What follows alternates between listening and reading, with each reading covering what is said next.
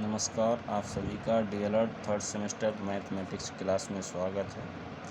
आज का टॉपिक है घन तथा घनाभ। घनाभ यानी कि क्यूबॉइड। ये आयताकार आकृति होती है, जैसे ईंट, माचिस की डिब्बी, संदूक इत्यादि। इसमें 8 शीर्ष तथा 6 फलक होते हैं। घन यानी कि क्यूब, ये वर्गाकार आकृति होती है, जैसे लूडो के पासे इत्यादि। इसमें भी 8 शीर्ष तथा 6 फलक होते हैं।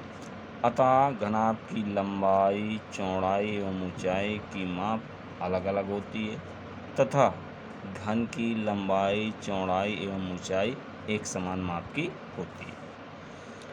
अब घनाभ और घन का आयतन।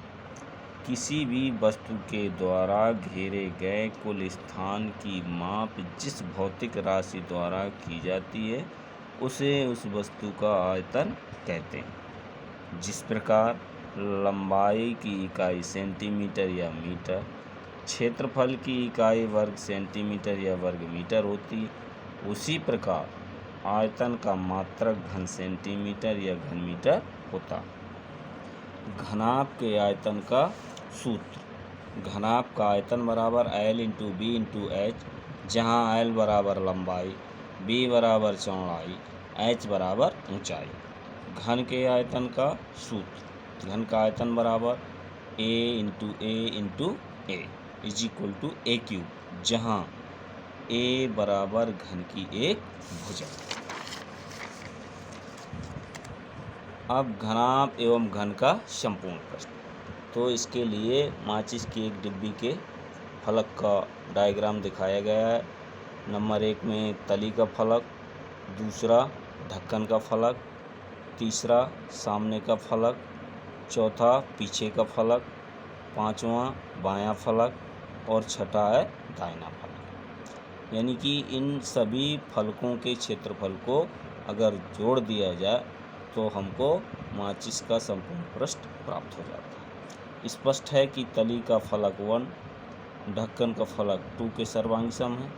इसी प्रकार सामने का फलक 3, पीछे के फलक 4 के सर्वांग सम है और बायां फलक 5, दाएं फलक 6 के सर्वांग सम है। माचिस की डिब्बी में कुल 6 फलक होते हैं। इन सभी फलकों के क्षेत्रफलों के योग को इनका संपूर्ण पृष्ठ कहते हैं। घनाभ का संपूर्ण पृष्ठ बराबर ऊपरी और निचले फलकों के क्षेत्रफलों का योग प्लस बाएं और दाएं फलकों के क्षेत्रफलों का योग प्लस सामने और पीछे वाले फलकों के क्षेत्रफलों का योग बराबर L into B plus L into B plus B into H plus B into H plus L into H plus L into H is equal to 2LB plus 2BH plus 2LH। 2 common हो जाएगा तो bracket में बचेगा LB plus BH plus LH और मात्रक होगा इसका वर्ग।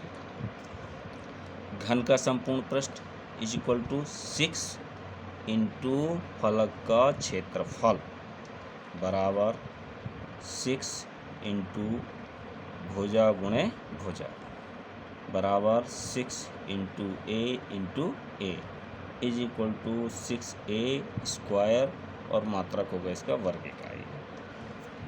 एग्जाम्पल, एक आयताकार लकड़ी के टुकड़े की लंबाई बराबर 10 सेंटीमीटर, चौड़ाई बराबर 8 सेंटीमीटर तथा ऊंचाई बराबर 5 सेंटीमीटर है। टुकड़े का आयतन ज्ञात कीजिए।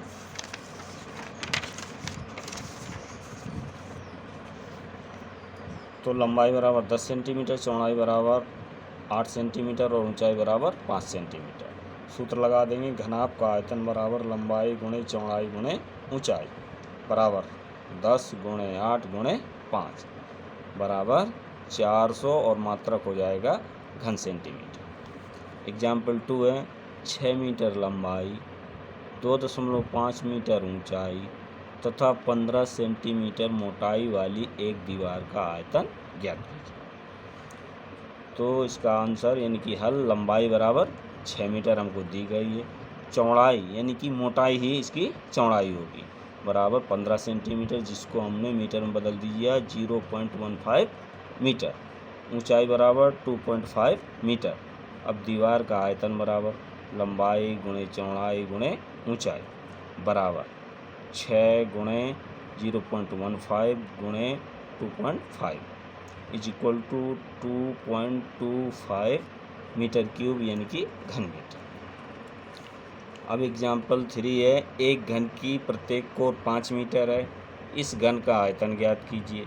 तो सबसे पहले हमको घन के आयतन का सूत्र, घन का आयतन बराबर भुजाघात 3 और भुजा हमको दी गई है 5 मीटर। तो 5 मीटर क्यूब बराबर हो गया 125 मीटर क्यूब यानी कि 125 घन मीटर। एग्जाम्पल 4 है, एक घनाभ जिसकी लंबाई 8 सेंटीमीटर, चौड़ाई 6 सेंटीमीटर तथा ऊंचाई बराबर 4 सेंटीमीटर, घनाभ का संपूर्ण पृष्ठ ज्ञात कीजिए। तो हमको दिया गया है लंबाई L बराबर 8 सेंटीमीटर, चौड़ाई B बराबर 6 सेंटीमीटर, ऊंचाई H बराबर 4 सेंटीमीटर।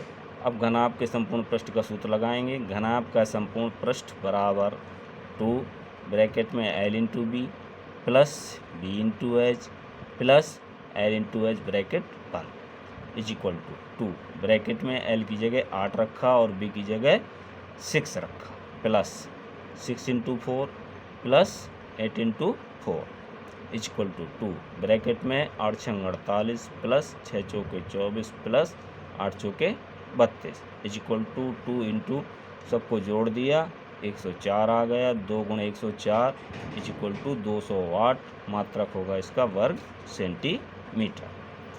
अगला एग्जाम्पल है एग्जाम्पल 5, किसी घन की भुजा 4.5 सेंटीमीटर है, घन का संपूर्ण पृष्ठ ज्ञात कीजिए। तो हमको दिया गया है घन की भुजा A बराबर 4.5 सेंटीमीटर। अब हम घन के संपूर्ण पृष्ठ का सूत्र लगा देंगे। घन का संपूर्ण पृष्ठ बराबर 6a square is equal to 6 into 4.5 into 4.5 गुणा कर दिया बराबर हो गया 6 गुणे 4.5 गुणा 4.5 हो गया 20.25। अब इनका भी मल्टीप्लाई कर दिया गया तो आया 121.50 और इसका मात्रक हो जाएगा वर्ग सेंटीमीटर। आज बस इतना ही।